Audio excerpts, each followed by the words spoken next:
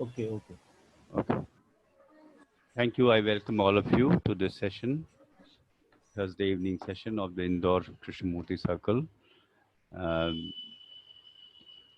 Last week, this group had a dialogue. This Sunday, last Sunday, they had a dialogue on the theme, the mirror of relationship. So I suggested that we may continue with the same theme and delve a little deeper into it because this is one of the very oft quoted phrases that Krishnaji uses, that one can know oneself only and only in the mirror of relationship. There is no other way of learning about the activities of the self. So there's a lot of emphasis in Krishnaji's teachings on what he calls the mirror of relationship. So we will begin today with a video talk in which Krishnaji talks about the mirror of relationship, how relationship becomes a mirror, how do we look into it in order to understand ourselves. And then we will have a discussion. We have with us today Dr. Harshad Parekh, Dr. Atul Bhatnagar. They've been invited. I welcome both of them. And once this video is over, I don't know whether Sanjiv has decided to divide it into two parts or he will just show it in one go. Whatever he has decided, we'll see the video and then discuss the questions that come to our minds, the questions that we already have before we came for this session. We will go into it together. So with this, I think I request Sanjiv to share the screen and show the video in which Krishnaji talks about the mirror of relationship. Thank you. Thank you, Chaitanya ji. I am going to share video now. If you want to take a pause in between, you just tell me. We will stop there and then we will discuss. And if you want to let it continue, then we will finish it. So it is up to you. At a given point, if you want to take a pause, we will take. Okay, thank you.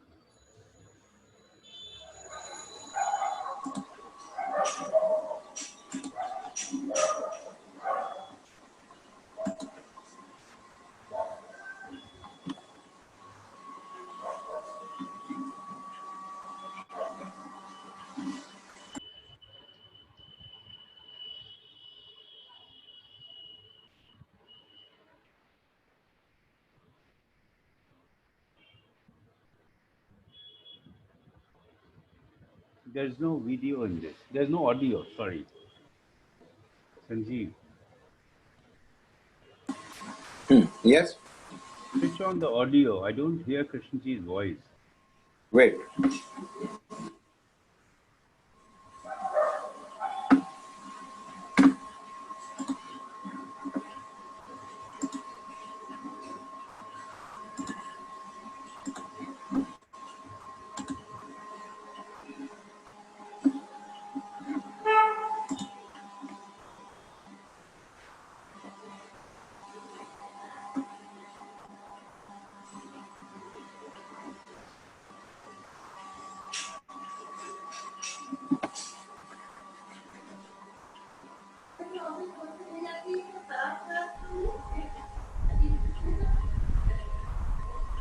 One cannot live outside of relationship, and yet in all forms of it there is conflict. Why is this so? One cannot live outside of relationship, and yet in all forms of it there is conflict. Why is this so? Oh Lord.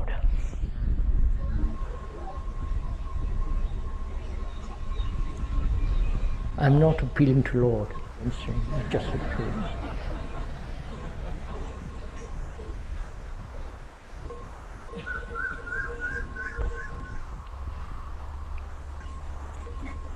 Why have we made life into a problem?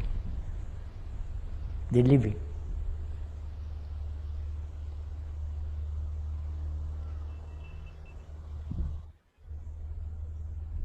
We are supposed to be highly sophisticated, have evolved through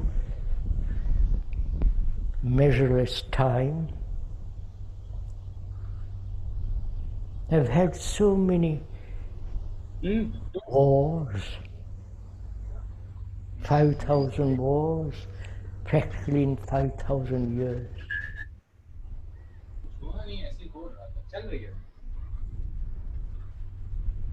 We are educated.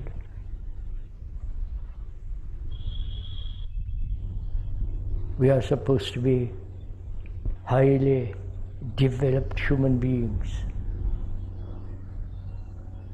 And yet, this problem has not been solved at all.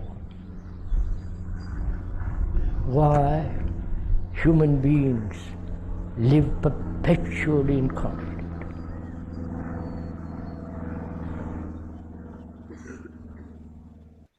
Not only in personal relationship, but conflict with the world, with nature, with with animals. Everything has become a conflict, a problem. Why?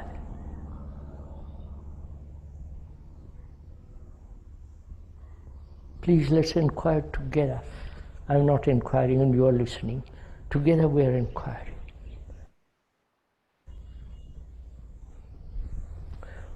Why?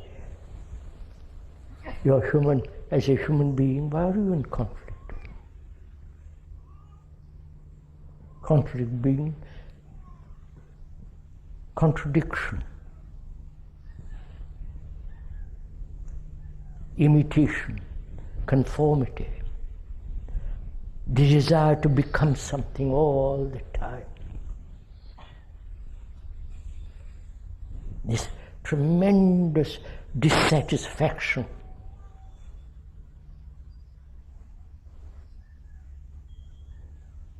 The more search for more, for the more and more and more. Why? Please inquire, sir. And so the monks all over the world have said, the world is a tragedy, is a mess, is a misery. We're going to withdraw from it and isolate ourselves in the worship of some image, some symbol, and so on. There too they have conflict. They deny sex, take vows of chastity, and burn for the rest of their life with a desire.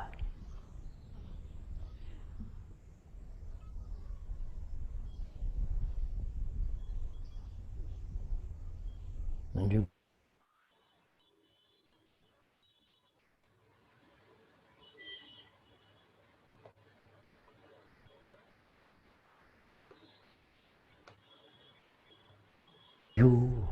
as a human being, please, you as a human being who are the rest of the world.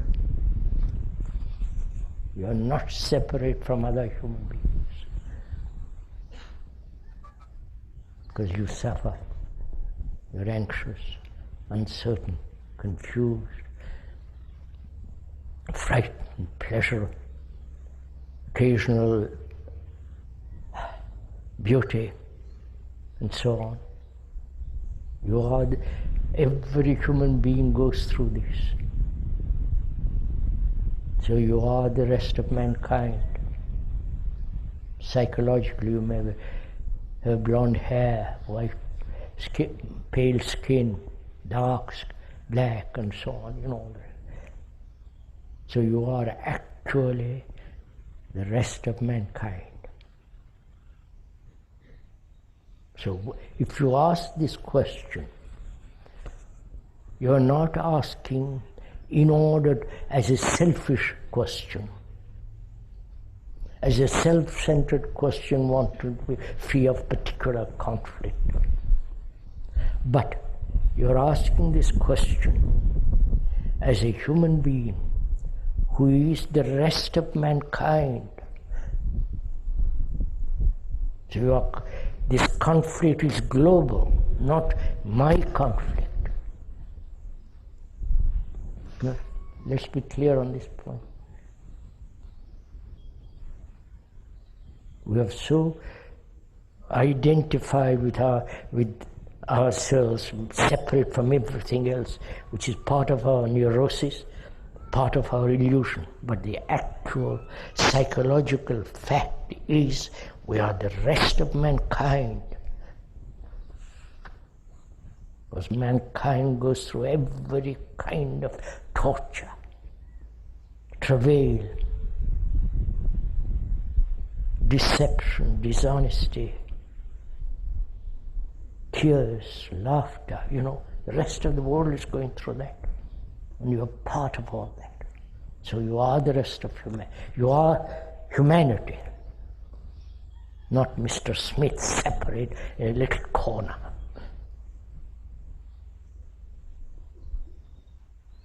And when you're asking this question, why human beings are in conflict, you're asking a tremendous question. Not why I am in conflict. You're asking why human beings who have lived over 5, 10, I don't know, million years, and not one or two human beings have solved it. The rest of mankind is caught in this travail.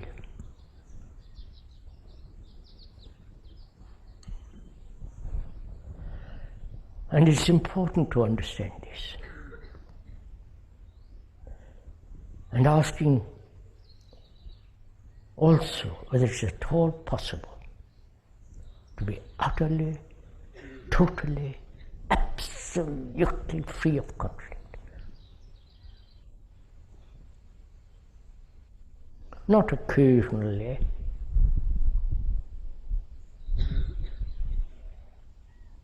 Not when you're looking at the mountain and the beauty of the hills and the shadows and the heavens, but in daily life. Why?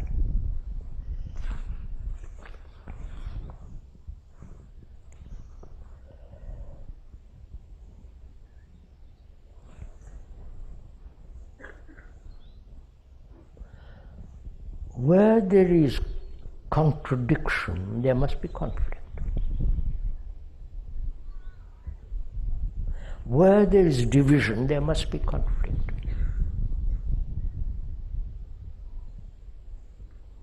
Physical division, as one nation opposed to another nation, one set of dogmas against another set of dogmas, one superstition opposed to another superstition,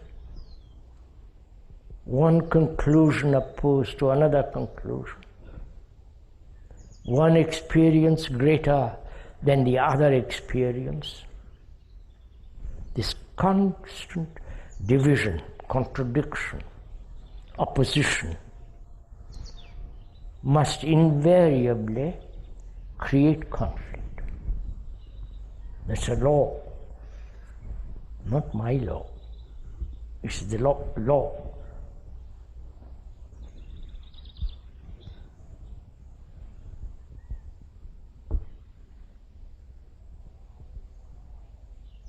And we all know this. You see the United Nations, you see what's happening in Russia and Afghanistan, all the horrors that are going on. One ideology opposed to other ideologies.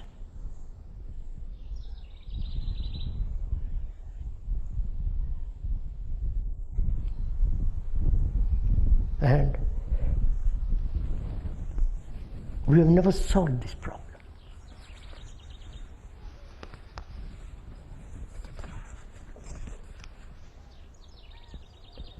Is it that we like to live in conflict? You say, well, nature is in conflict. That's one of our favorite excuses. You see the bigger animal kill the smaller animal.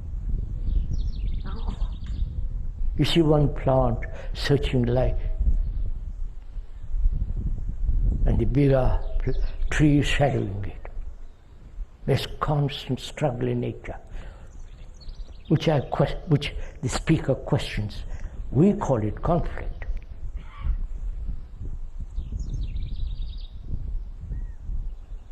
We, with our own minds, which are full of conflict, misery and all that, we say that nature is in conflict.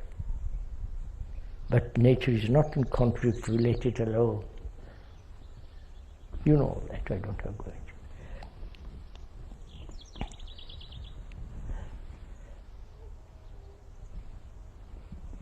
I have to stop now, just a minute, because I changed the tape. We'll go on after. Right? Sorry to keep you waiting.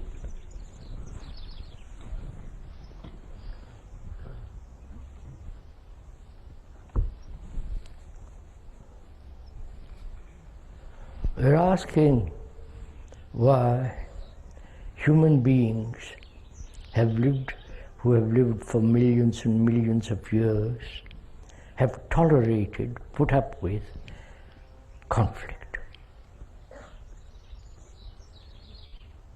Is it habit? We've got used to this conflict, wars, the chicanery that's going on among the governments.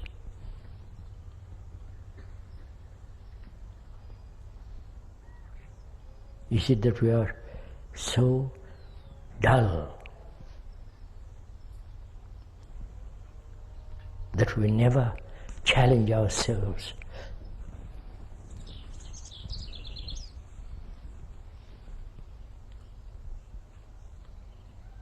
And if we are in conflict, we invent 1,000 escapes from conflict. We have a marvelous network of escapes. From God to football. Both are the same when you are escaping. One is not more nobler than the other. And can we find out now, this morning, talking over as two friends who are concerned with this issue, resolve it, which means not take time.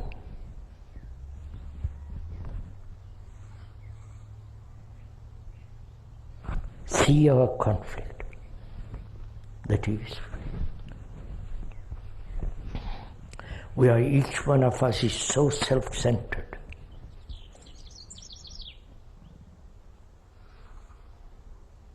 Each one of us is so concerned about himself, his happiness, his fulfillment, his sorrow, his escape, his belief. All this he's clinging to.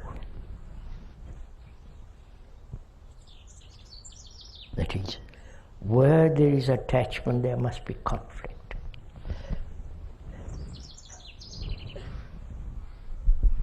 It's a fact.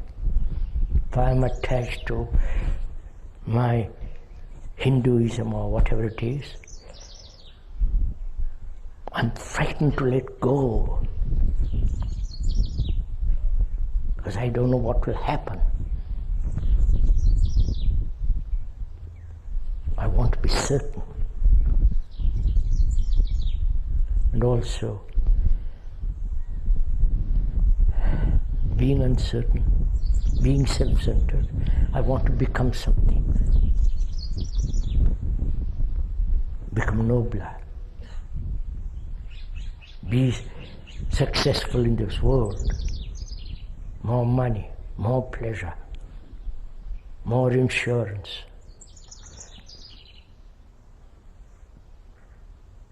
Go from one concept of God, Savior, to another. And being self-centered. And my wife was also being self-centered. Naturally, there must be conflict. This is inevitable, right? I am seeking my fulfillment through sex, through so many things, and she's also doing the same.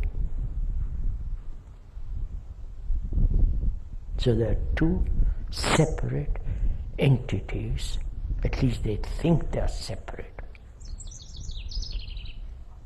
with their tremendous urges, reactions, prejudices, brutalities, ambition, be something at any price.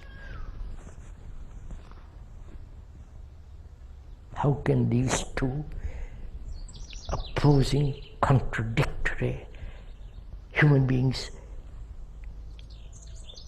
be free from this toil, from this conflict? They can never be. Never. Either in heaven or in other places. How can they? I don't know. This is so obvious. But the obvious we generally deny because it's not simple. We want something complex. Something we can study, analyze, discuss, play around. We can never see something obvious, simple, and say, look, let's deal with it.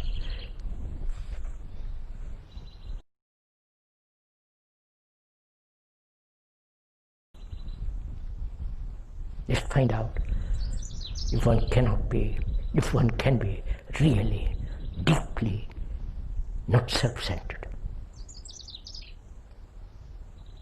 All our education, all our relations, and all that encourages this self-centeredness. You're going to be saved. The whole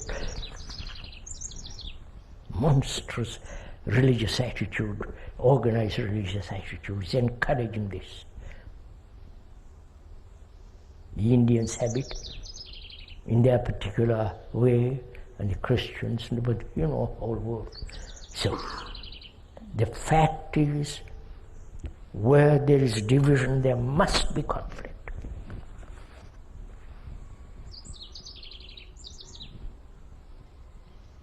If one sees the truth of it, the actuality of it, that is, I want to fulfill my desire, and she does too. So my desire is opposed to her desire. We don't tackle desire. You understand what I'm saying? We try to fulfill my desire as opposed to her desire. Whereas desire is, the understanding of desire is important, not my fulfillment of my desire. Vous avez compris? Have we communicated this to each other? We are concerned with desire, not my desire. Is this all right, Mel? So this identity with my particular experience, my particular desire, my particular fear of my particular death.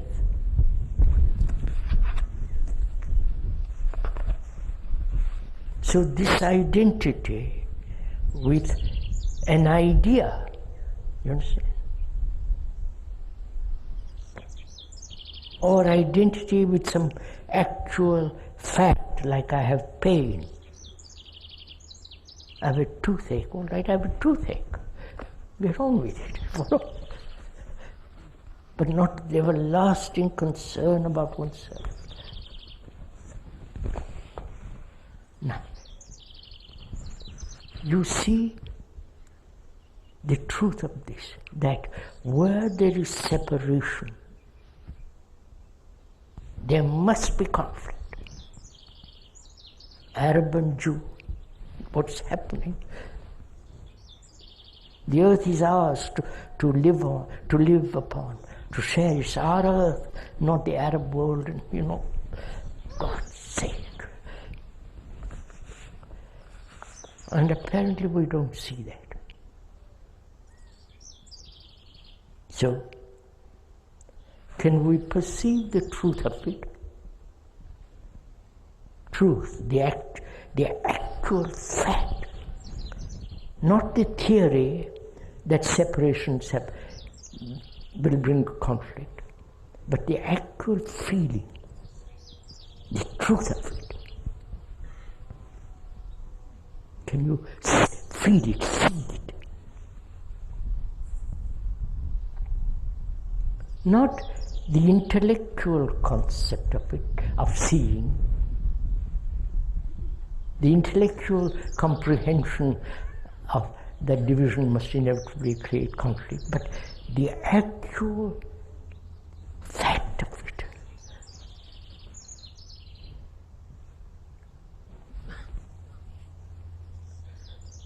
If a group of people see it,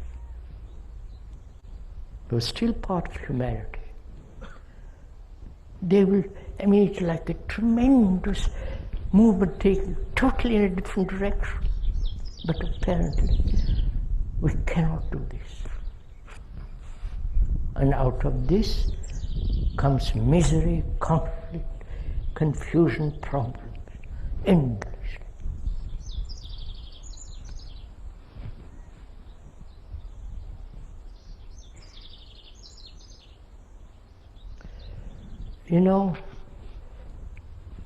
The speaker has been saying for the last 60 years that truth is a pathless land,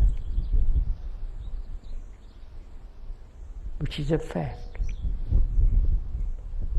There is no path to it, no savior to it, no leader, no system, nothing but the understanding of the fact that truth has no path. To see that, if you see also very clearly for yourself that any form of division must inevitably create conflict. From this question arises, we live in a society whose laws, governments, religions are all struggling against each other in a world.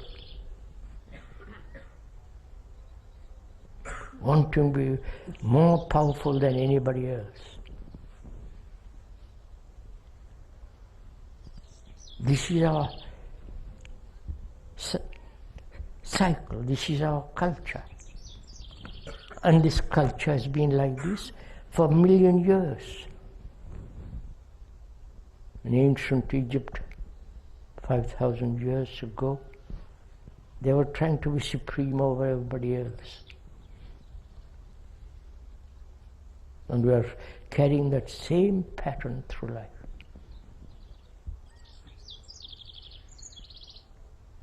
So,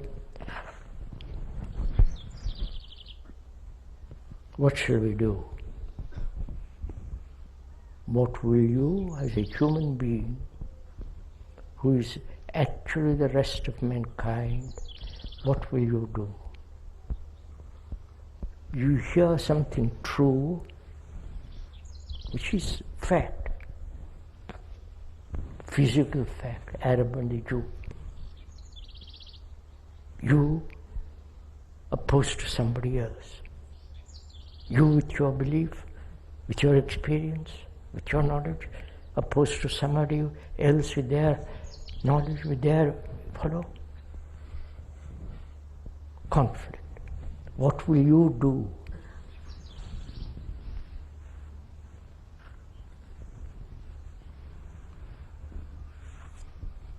If one sees, or when you see the truth that division in any form is destructive, and the world is caught in this destructiveness,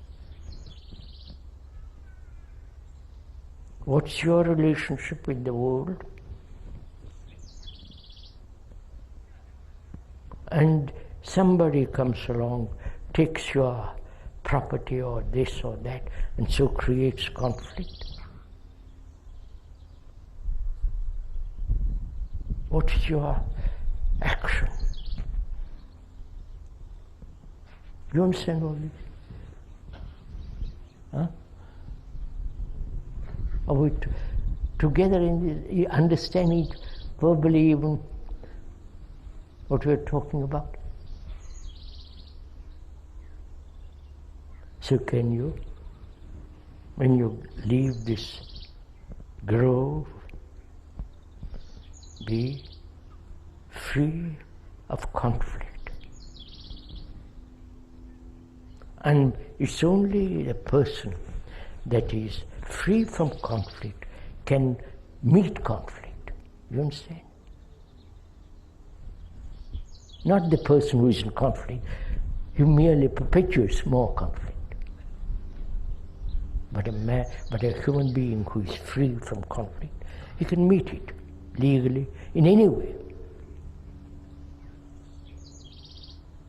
Because in himself, he is free from this torture.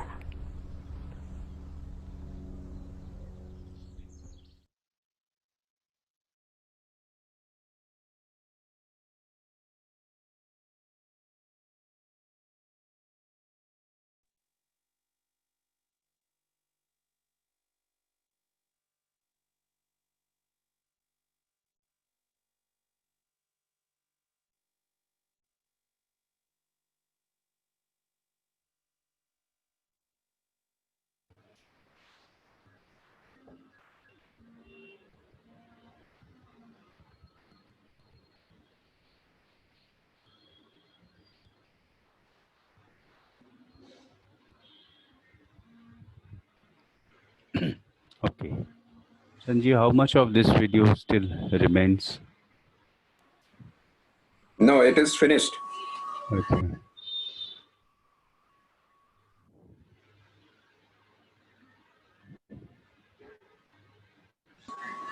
I think this Uh, video was, do, yeah, it is finished, and do I we think, have another video? yeah, we have another small video, which, Short video that we yeah, can see towards the end of this session, and with that yes, video we can end. yes, yes, yes, Now, thank you so much. It was a very nice video, and when you listen to something like this, it silences you. And even if you have heard him several times on the same theme, but yeah. This is there what I was was just trying to share there with was you. a That, uh, yeah, especially in today's talk, I could see, I could hear more silence than words, and there were long pauses between the two sentences. And he was talking about conflict, and one could also see that there was no conflict between between Krishnaji's voice, his discourse, and what was going on in the background, like the sound of the breeze passing through the trees and the birds chirping in the background. They merged together. There was no conflict between all those things. And even if you come with a lot of conclusions to a talk like this, when you listen to him intently, the questions disappear. That's what I felt. So I was just thinking if we could be quiet for some time, but now it's okay. We have started talking. I think some of the most interesting questions that come up is he begins the questioner. Somebody has asked him this question: uh, if there is conflict in all forms of relationships that we have, which means is he saying that there's conflict in our relationship with other people, with things that we possess or don't possess, with ideologies, with ideas, opinions, all forms of conflicts. And he also talks about different forms in which conflict within ourselves and between people manifest manifests itself like conflicts. And he mentions contradiction, imitation, comparison, conformity. For Krishnji, all these are different forms of conflict. When we conform to anything, when there's a contradiction within ourselves, like I want to be part of this dialogue session and I don't want to be part of it.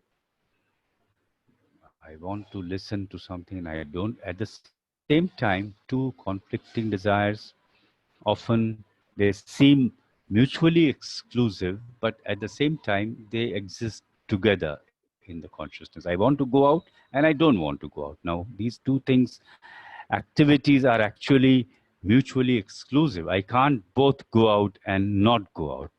But I can see that contradictions within oneself is a serious kind of conflict.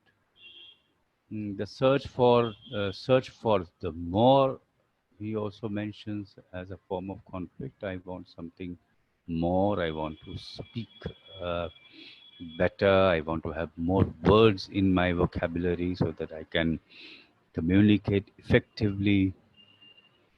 And he also mentions that it is not something which is individual. It is not something confined to me, to one person only.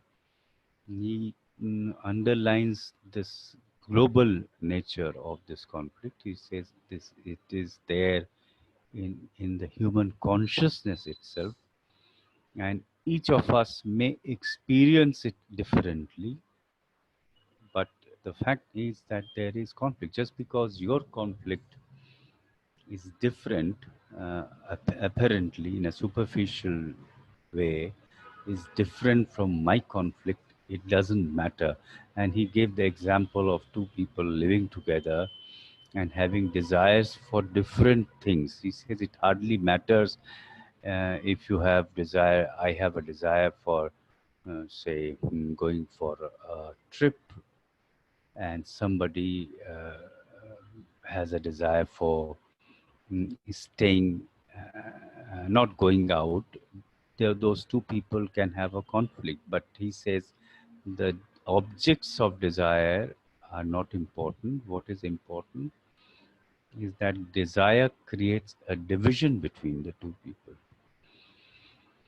And in my opinion, one of the most interesting things that Krishnaji says, and it implies that whatever he was saying in this talk, it was not something academic, it was not something of an intellectual nature, and he was constantly emphasizing the fact that we should be able to observe this, to see it, perceive it, and at one place he says, don't take time to see it. That's very important. Do we actually see that we are undergoing all forms of conflicts in all our relationships, or in any particular relationship we are going through all kinds of conflicts which express themselves in the form of contradictions, division, fights, comparison, and so on? Do we actually experience it firsthand, or when Krishnaji points to it, then we somehow verbally, intellectually understand, because he's also very doubtful. He says, he asks if we even understand what he says verbally. So he has serious doubts even about our intellectual and verbal understanding of what he's saying. So I think I just will request Dr. Harshad Parekh or Dr. Atul Bhatnagar, if they could throw some light on it. What do they think about what Krishnaji said in his talk just now? And maybe we can begin with Dr. Harshad Parekh. He can talk about it for some time, and then Dr. Atul can speak about the same theme. And then Sanjiv can take up from there. And after all the three speakers have spoken, then we can throw the floor open for every participant, other friends who can share their observations and ask their questions. Thank you. Harshad, would you like Yeah. to say something? Yeah. Yes. My voice, are you able to hear my voice? Yes, yes, we can hear you. Yes. Yeah, it's Yeah. clear. To me, what Krishnaji says is very simple and very clear. Krishnaji is using many words and giving many examples of conflict in relationship at different levels between countries, in the family, in the society. But to understand this problem of conflict, it means to see how this conflict arises when it starts coming, because this conflict comes because we have this sense of I or me, and this me has some view, some idea, and then when this me talks with somebody else who has a different view, and then there is a clash of opinions, ideas, and in that we get carried away. And even if we are very articulate, highly educated, but we really don't see it non-verbally, because to see non-verbally, one requires freedom to see how it is arising. Like 2-3 years ago, I was in Chennai and we had a retreat, and one psychologist had come with his wife.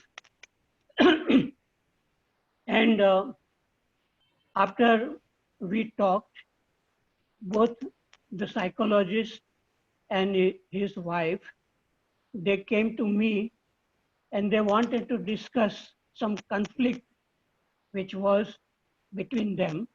And they both were highly educated, very articulate.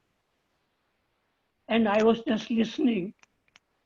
And I found that their problem seemed to be very simple, like a simple thing like the husband, psychologist, after drinking tea or coffee, he would tip the cup on the table instead of taking it to the sink and clean it.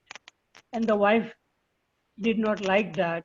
And then they will argue with one another for a long time. But it was very simple that if the husband had listened carefully and had taken the cup to the sink and clean it, then they have a lot of time for something very creative work.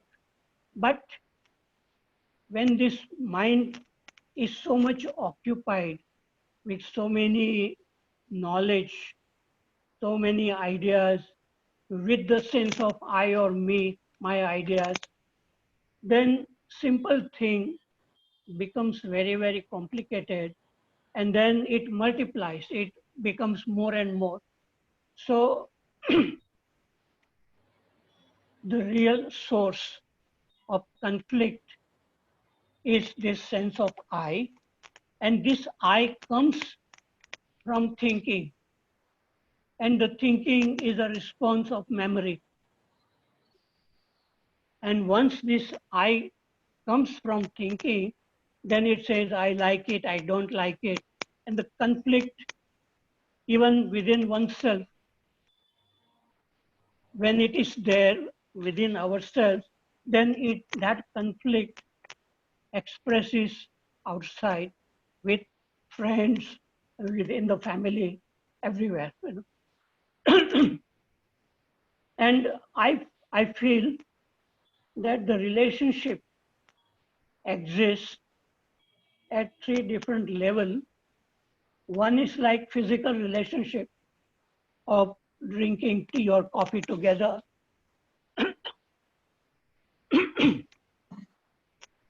Or discussing something very, very intelligent thing.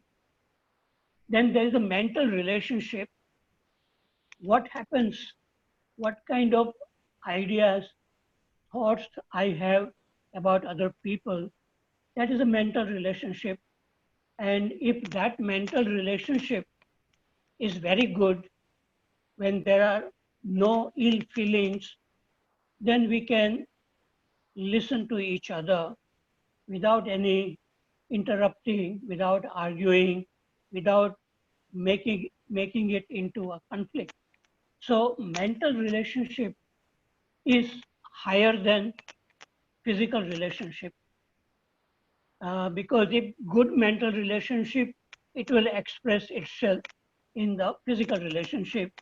But Krishna ji talks about a relationship which is even higher than mental relationship, which is, we can say, it is a relationship in which there are no images, there is no sense of I, when we can see people, nature very, very clearly without thinking, without I like it, I don't like it, that. So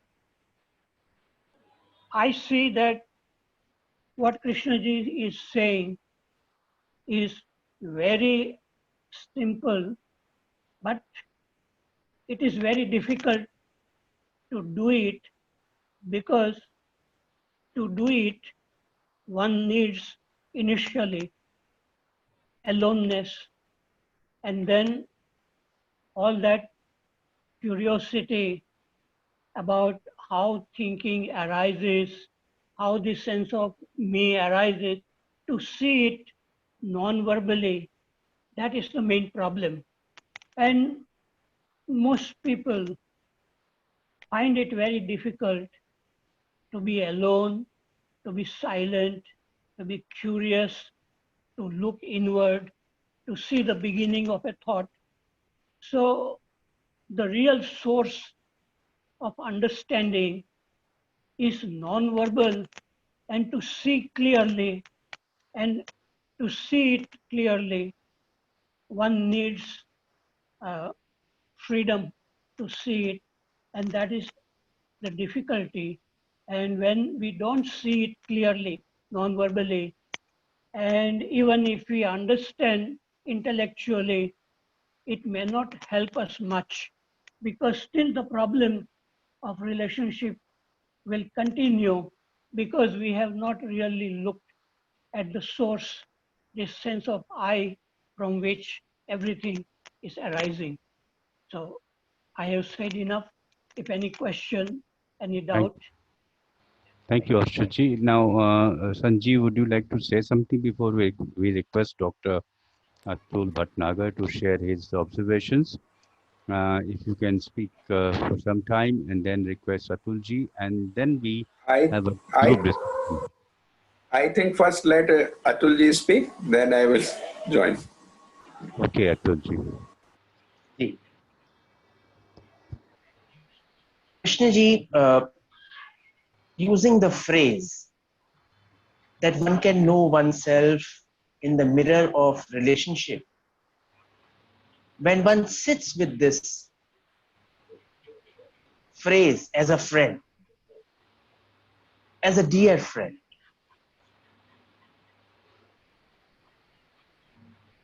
a lot takes place. The first thing that takes place is that what is this relationship? Is there a relationship or not? Number one. Is it based on a label, on a designation? Is it based on the concept of entitlement, exploitation, a trade-off? Or is it a relationship time-bound, bounded by space, bounded by capacity, bounded by capability, bounded by knowledge? And is this relationship something which K has pointed? He uses, I don't know, when he used this word mirror, because mirror always forms images. It shows image. It is a virtual image. It is an image. It is not reality. It is, it is not actuality. It is just a perspective. A mirror can be held inclined. A mirror can be held horizontal. A mirror can be held upfront. And it depends how I use the mirror. And when K says that be a light unto yourself, probably he is trying to say, use the mirror with intelligence. That though you can know yourself through the mirror of relationship, yet you should know how to use the mirror. And what it shows is only one facet. For example, a relationship with one's father. Another facet, one's relationship with mother. One's relationship with one's aunt. One's relationship with one's teacher. One's relationship with a betanoid. One's relationship with one's adversary. One's relationship with all the resources. One's relationship with a tree on the street. One's relationship with a plant got from a very exotic place and potted and watered and cared and concerned for that particular plant in that potted place in one's house. One's relationship with a plant which is thought to be sacred. One's relationship with a pet. One's relationship with a stray dog. One's relationship with a group like this. One's relationship when I'm off the group, off the Zoom relation. So each mirror, each of the facets show one particular image. And even if I integrate all the images, yet it will remain an image. So somewhere he was like an aphorism, he was pointing to a deeper thing, which Harshad ji also brought out. Are you anything? Or are you nothing? Nothing. You are just image. And what you see there, how you act in that particular relationship, is all based on your individual, personal investment that you have made till now, the society which has invested in you, the parents who have invested in you in so many forms. So it is all that investment that is the conditioning that is being reflected back as an image in that particular relationship. So to know oneself, to be light to oneself, one cannot have just one relationship, one mirror. One needs to have all the images, so that, because we always want evidence for everything. And that is the reason why we are not transforming, why there is no change. In spite of 60 years of case teachings and 35 years thereafter, 95 years have gone, and still we have not transformed. There is no metamorphosis taking place, because we are always, whatever we see, even for that we want evidences. We have our own rationales, we have our own reasonings. We don't want to leave our images. We don't want to see, acknowledge that I am nothing. I am just a human being, like a fellow human being. For convenience sake, our ancestors gave certain labels. But these labels have been used to exploit, to feel entitled, to dominate, to motivate, to, all sorts of things that we have been, and we have learned it so nicely because it suits us. And okay, and very nicely said, probably you like it that way. We like our image in that way, and we try to justify, oh, there's something wrong with the mirror. Mirror has nothing to do about it.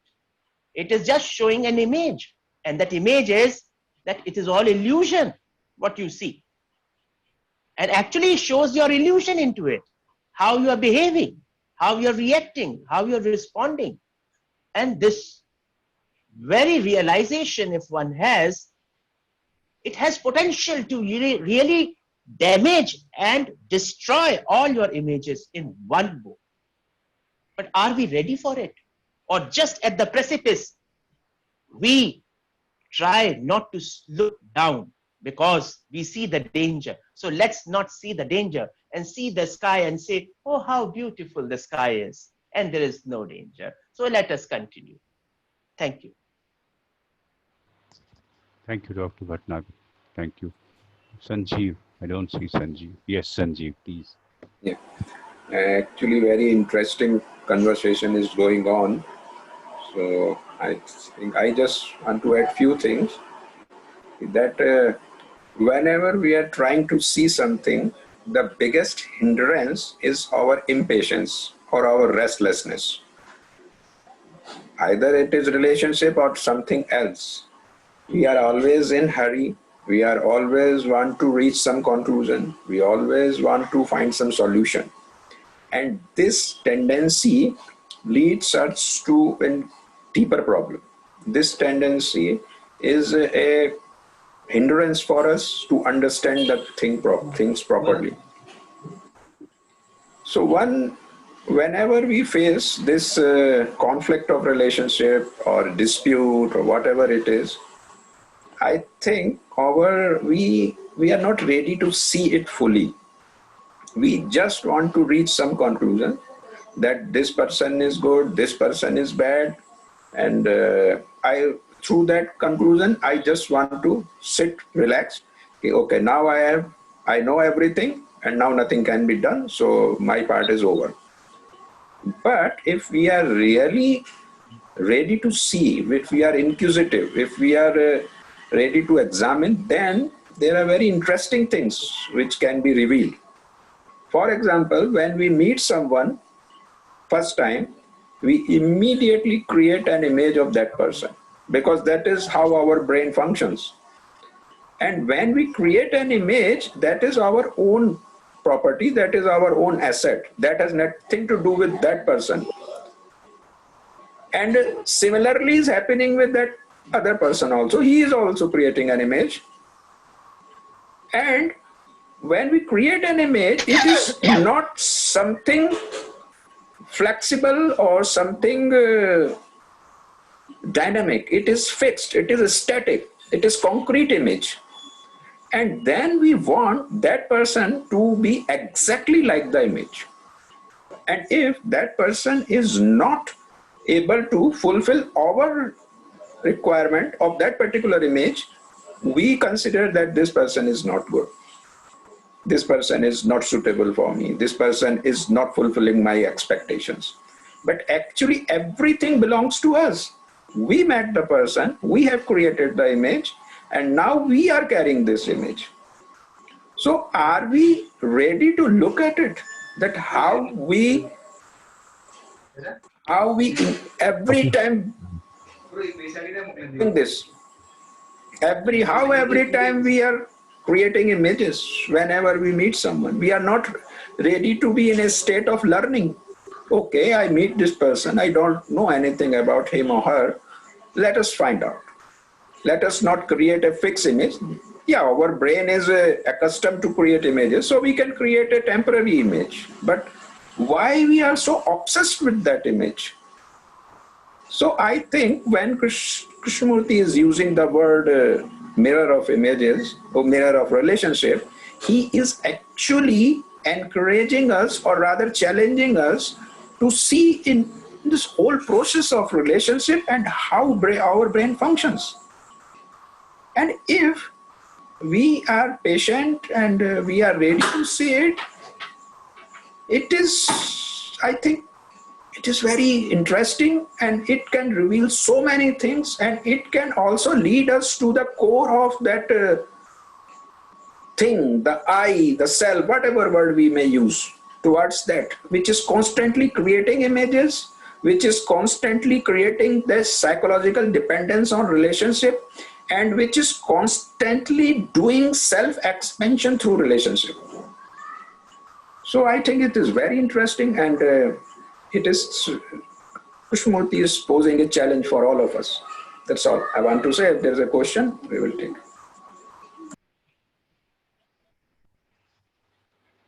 Yeah, I think now it's open. Now we can all make our observations. But the only request I want to make is just be brief. We are left with hardly 20 minutes now. So make your observations. If possible, end it with a question which other participants may take up. We may not have time to watch another video as we decided earlier. So it doesn't matter. It's okay, Sanjiv. I mean, you can just have a question answer session. Yeah, it's perfect. I Okay, think thank there's an you. observation in the chat box. One observation has come. So if that can be read.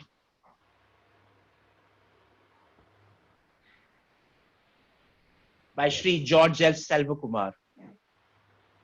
So I think we are dissecting case teaching, which I hope everyone could have known through their association with his teaching. So can we continue from where K has ended at the end of his answer, which he has ended, Sir, what are you going to do? That is when each one is pursuing their own self-interest, then there is conflict. So what are you going to do about it?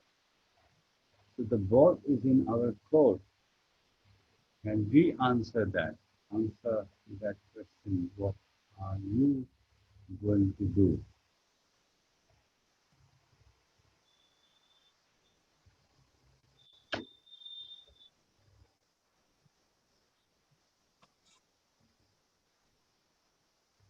How do you receive the question, sir? What are you going to do? Me, sir. I'm George here. I'm asking the question, sir. Yes. Yeah, Yes, that's what I'm Mr. George Harsh. here. Actually, You're it right. simply, yeah, it simply points out: are you willing to drop your self-interest? Isn't it, sir? Yes, you are So right. when he points out, what are you going to do? Because there are two persons, me and the other, and each one is pursuing their own self-interest. So you didn't ask the other person to change. So we are we are helping, or we are pointing out that if he changes, it will be better for me, so that I can be whatever I want. That's why I think he has put the end of the question in such a way. What are you going to do? Which means, are you ready to drop your self-interest? I think one has to pursue from that direction. Yeah, just two things, quick observations that I want to make. First is that we don't look at ourselves in the mirror of relationship. And as Dr. Bhatnagar said, we often see the other person in the mirror of relationship. Like you say Yeah. something to me that hurts me. I don't see the fact that I get hurt. I see the way you have behaved. You have behaved in a way, or you have said something rude because of which I'm hurt. So I start analyzing your behavior. I see you in that mirror of relationship. There is certainly a mirror, but what I don't do is that I don't see myself in that mirror. So as Dr. Bhatnagar was saying, that we don't hold the mirror in a way that we can see ourselves exactly as we are. That's one problem. And I think that's a very serious problem. Now, self-interest that you mentioned, sir, it's a very elusive thing because it hides itself everywhere. It's like a cockroach. It can be very subtle. I may delude myself into believing that I'm completely altruistic, very unselfish. I'm doing a lot of social work. I'm a philanthropist. I do this or that. I help others. But I don't, it's very difficult to watch it. No, it's like the Greek god Proteus, which was a god of, who was a god of water. So the moment, it's like very slippery. The moment you hold it, it slips out of the hand. It doesn't want, one of the, I think, characteristics of the self is that it doesn't want uh, to be attentive.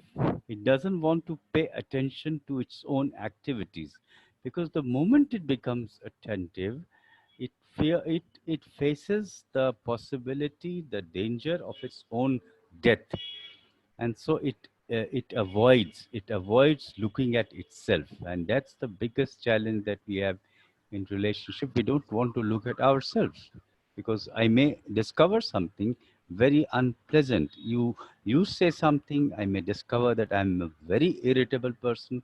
The moment you say something, I have a very fixed image about you. You say something, I get hurt, I get angry.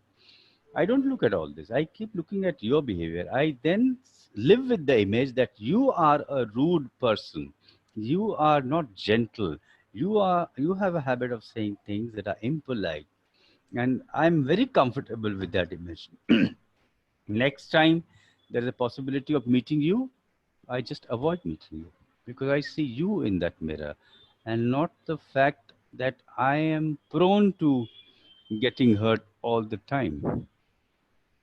That's all. Thank you, sir.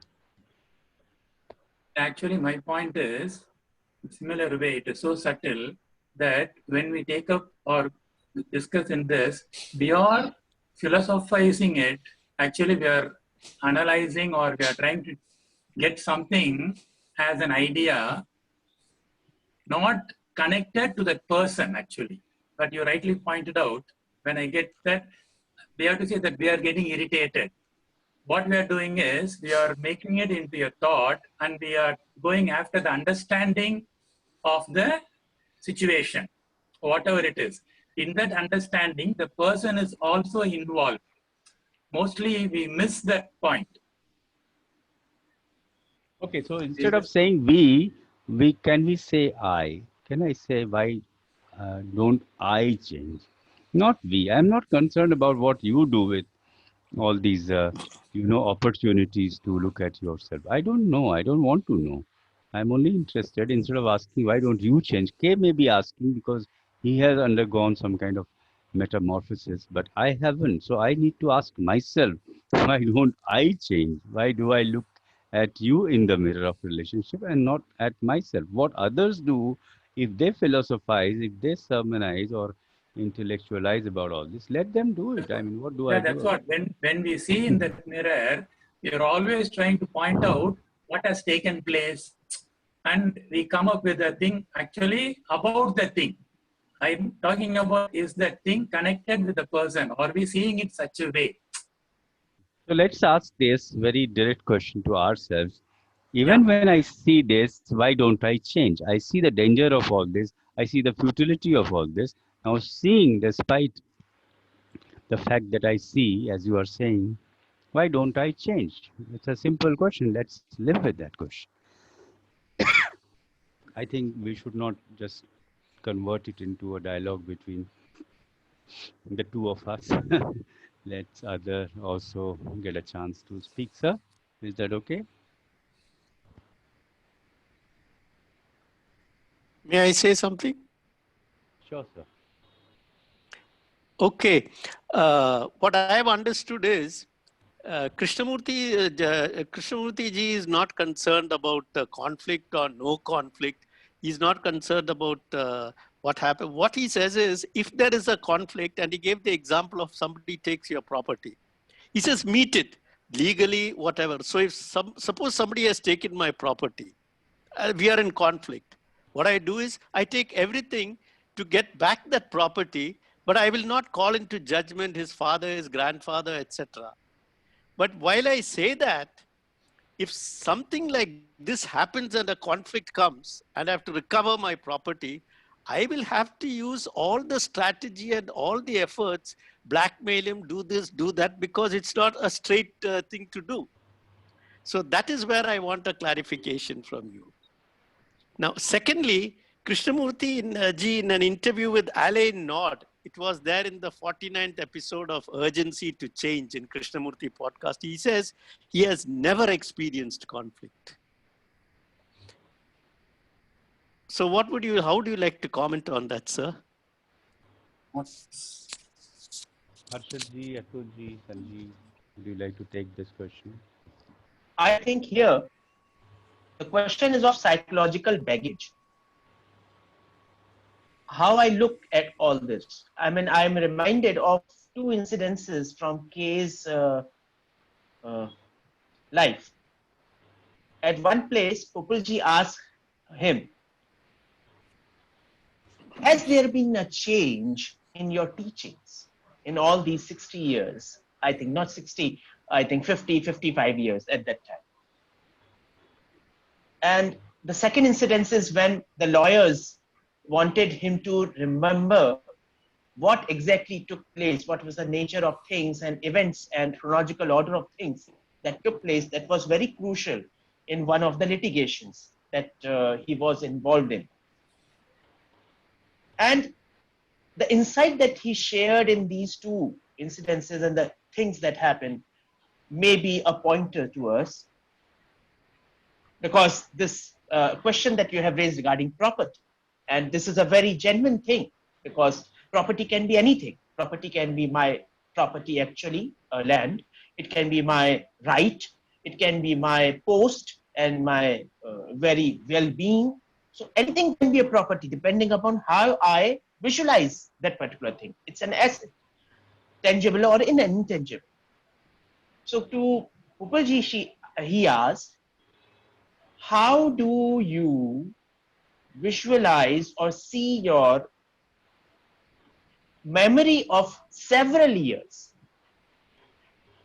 Do you see from the eyes of yesterday, or do you see from the eyes of today? And then he went on and said that yes, there is a physical memory. It cannot be, forgotten unless until I meet an accident or I have a particular pathology. There will be amnesia. That memory will remain.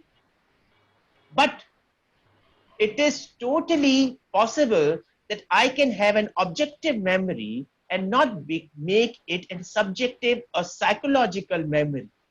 I can remember things, but bereft of the psychological garbage. We use that word garbage along with that. So this was in a dialogue. And the same thing happened when the lawyers asked him. And he was told that, Krishnaji, do you remember? He said, I don't remember anything. I don't remember. He was pressed again. And he said, Krishnaji, it is important. It is pertinent to this particular phase of this litigation. You have to remember. Please try to remember. He can give me a few minutes. He went into room and he came back and he narrated everything. And in one of the anecdotes, it is written that at the time when he was telling, his face was as calm and quiet as it was before the question was asked. And he told in exact manner without any, expression, non-verbal expression coming of bitterness of sadness, of longing or anything. That is the whole crux of the problem. This is an issue that we have made into a problem. Why we have made this into a problem? Have we ever seen this? At one particular place in core of teachings, he says, your prison is all imaginary. It is made of the bars of your conditioning. And you don't want to leave that conditioning. And when we are with those conditioning, those psychological, garbage, which in the form of the bars, how you feel in a cell, in a prison cell? Lonely. That is what it is. So the moment I see and understand the nature of my bar and my conditioning, that longing, that hurt, that expectation, not having realized, missing out, all that drops down. And you need not be free from something, because freedom is always there. It is only our own conditioning, those bars, which make us feel lonely and make us dependent on others psychologically. Physically, yes, we are dependent on each other, but it is the problem of psychological dependence and the psychological garbage that we, accumulate in the form of so many hurts and so many expectations, unfulfilled desires and everything. Thank you, sir. Thank you.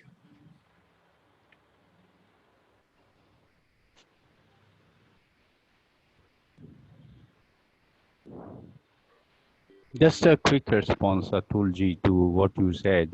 How do you communicate this to a person? How does a person who says, I don't mind what happens, communicate this to a couple who fight over where the cup of tea should be kept every day?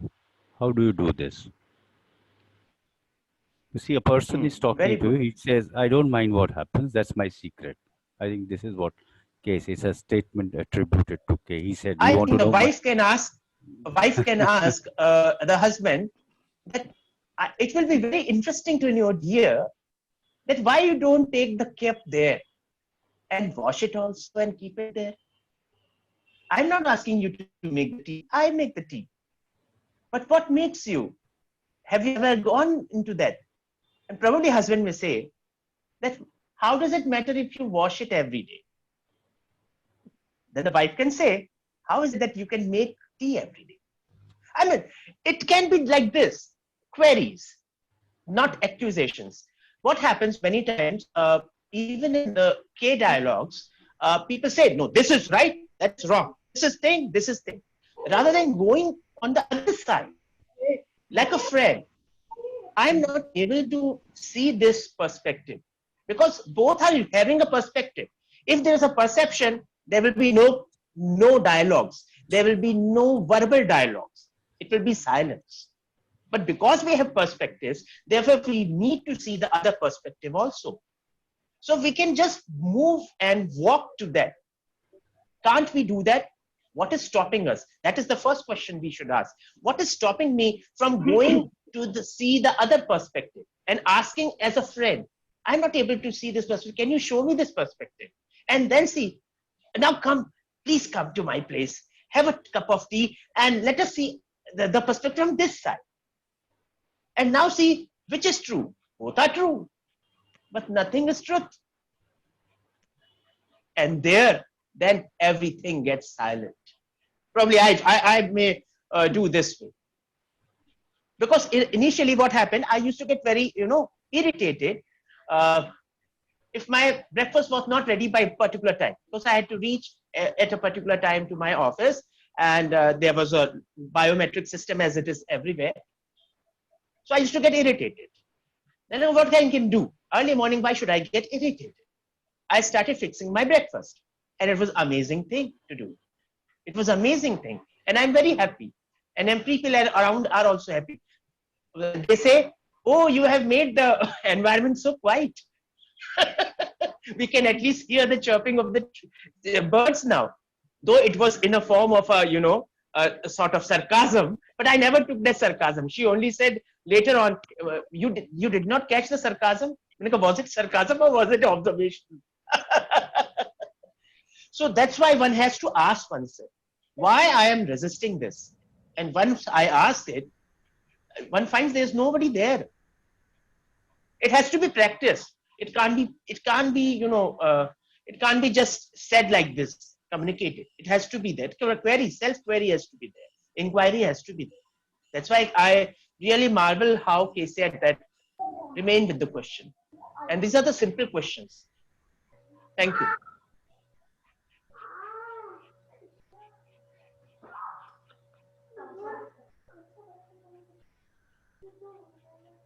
Yes, Harshadji, please.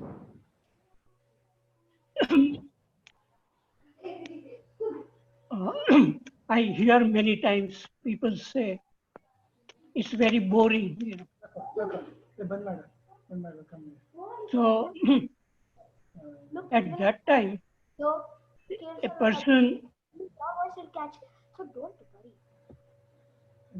person says, what is this boredom?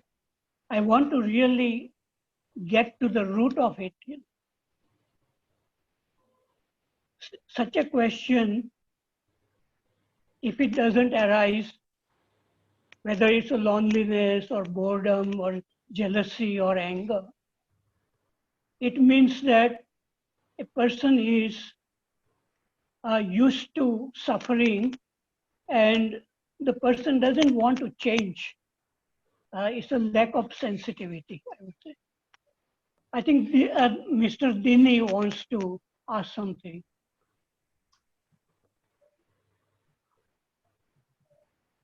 Yes, to be unmuted. Yes. Hello. Yeah, please go ahead. Hello. Are you able to hear? Yes, sir. Hello. Yes, we can hear you, sir. Please go ahead. Yeah. We can hear you. Yes. Hello. You are audible, sir. Okay. You are audible. Okay. There is lot of theories and words. What George has put very directly, selfish interest. I will give a solid example. It is, you see, time to time you have to decide. It is not that you can conclude something. One example, suppose my wife is interested in watching TV. I can't do anything. I can pursue her, let us read something. She is not interested. Leave it. Let her see. Finish. It is all. Where is the problem? That's all I wanted to say.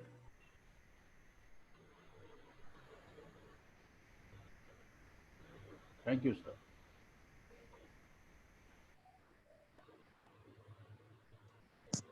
What do we do, sir? Ji, do we have any more questions? It's already 7:30. Do we end it now? Or Last we question. have... Last question. Last You, question. sure. Yes. You Last you have a question. question? Welcome. Who will have the last laugh? He who laughs last laughs the longest. Oh,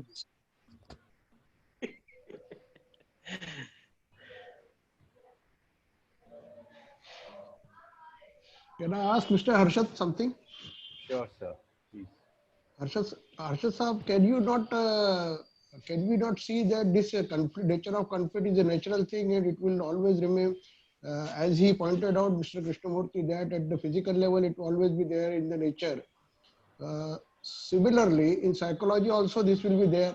As you pointed out that unless one goes to the source and see, there can be a state of mind there so that one can be free from all this conflict, the nature of conflict. Yes. Clear, sir? Yes. Unless we see the root from where all these problems come, and it comes from thinking. And to see thinking, one needs something else other than thinking, and that thing is called awareness. So as long as awareness is not awakened, thinking will create many problems. And from thinking will come a sense of I, me, and then you and duality, conflict, and it can go on and on. So if we want to, if we cannot see a beginning, then it will multiply. The problems will multiply. Yes, because thinking is also a natural process. Yeah. So what do you mean to, you said that awakening in awareness should be there.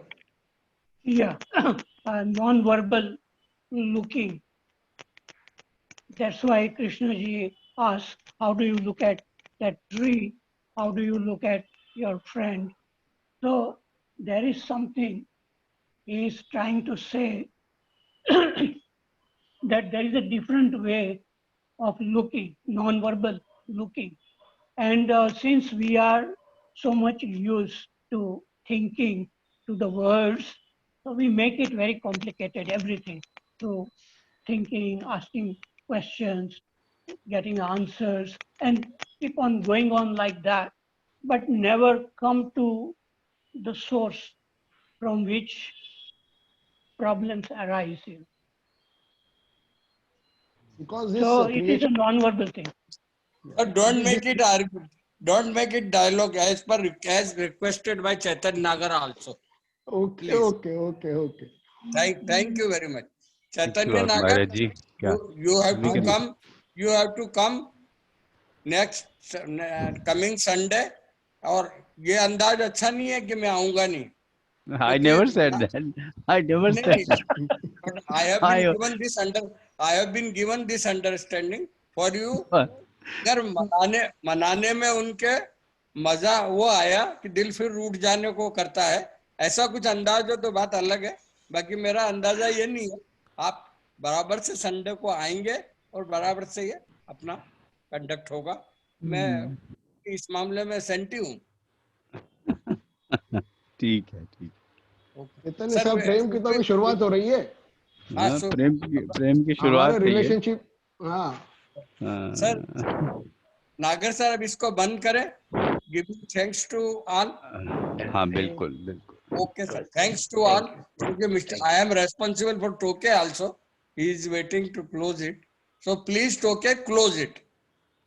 Thank you, sir. Thank you. Thank you, sir. Thank you. Thank you, ma'am. Thank you. Thanks to everyone.